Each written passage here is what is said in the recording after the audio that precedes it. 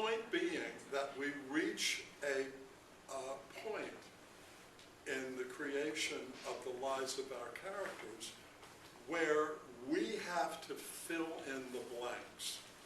We have to establish moments in our characters' histories that enable our characters to have a fulfilling before life.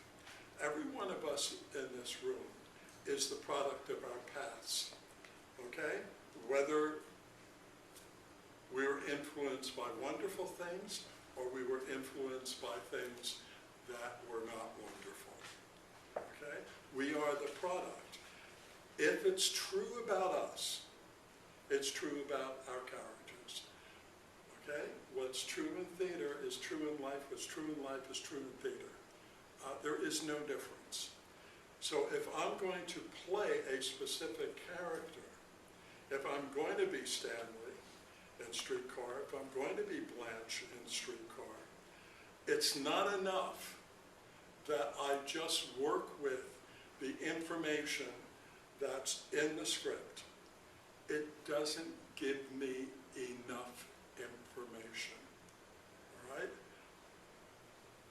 If I go back to basics and I go back to the complete understanding that all my behavior as an actor, when I am living the moment of my character, moment by moment as it is happening, and I'm being spontaneous in those moments, I'm being inspirational in those moments, it all goes back to how much information I have put into my unconscious. Okay? If I just deal with surface information, that's going to be the quality of my spontaneity. That's going to be the quality of the creative moment that I have. Okay? It can't be any more than that. Right? If I was learning your wonderful language, which I just think French is the prettiest language in the world, I am limited to the amount of information I have in my unconscious. I'm limited to that. For me to speak fluently in that wonderful language, I have to put more information into my unconscious. Okay?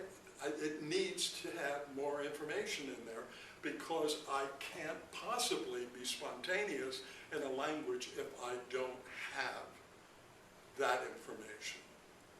If I'm playing a character, if I am living the life of a character, I must have stored the information in.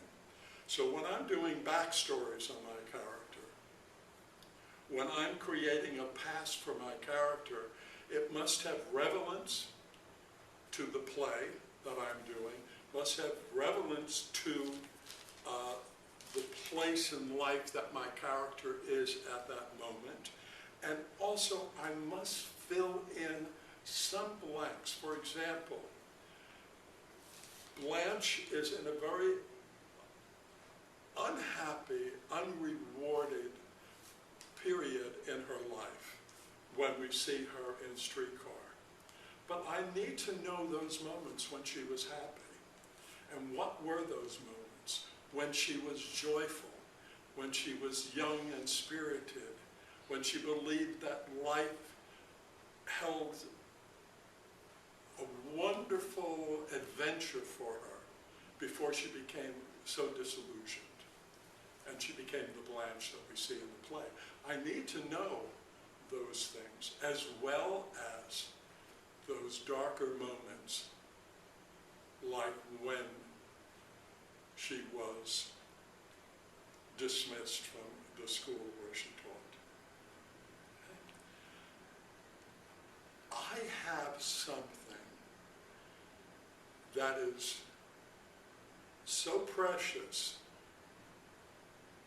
in creating the life of my character, and that is my imagination. Okay? And your imagination, you need to start looking at it as a muscle. It needs to be worked. You need to work your imagination. So you can't go into, for example, playing Stanley or Blanche in Streetcar and going, I don't know if I do something, if it's going to be the right choice. If I go in and I create this, I don't know if I can, really give something that's going to really be as good as anything Tennessee Williams might come up with. You have to forget all of that nonsense.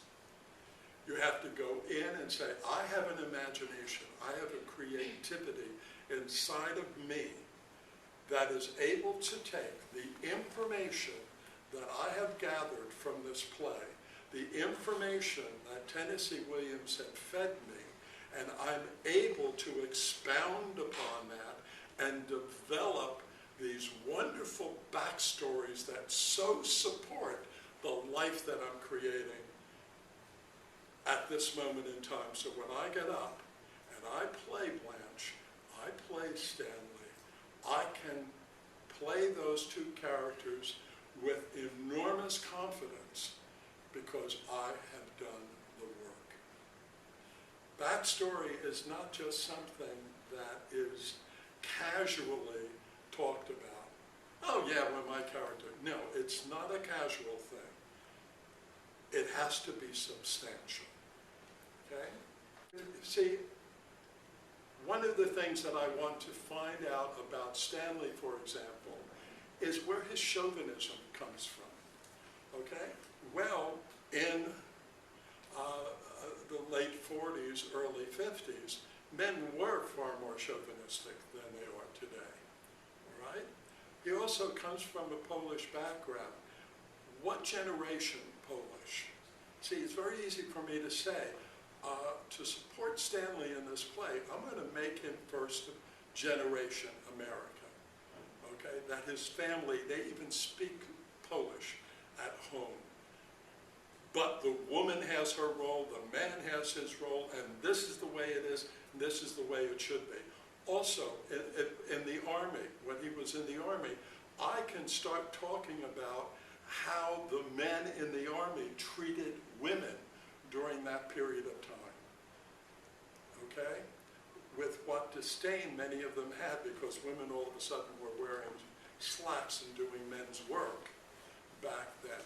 So I can start using my imagination to create this world that he came from, so that when this creature called Blanche Dubois comes into his life and upsets this relationship that he has with his wife, I can understand what it means for him to lose power to this particular woman.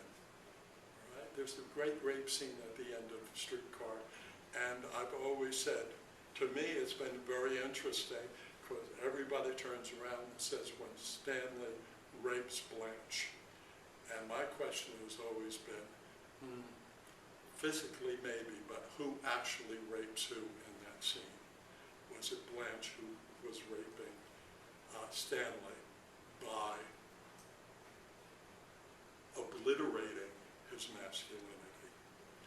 So it becomes very, very interesting when we start looking from those points of view, and that's why I'm going to use my imagination. I put this in, then I forget it. Just like all of your memories that you have from your past are in there someplace, but you don't walk around thinking about them. But if I made these strong choices, believe me, I have a scar on my head here, okay?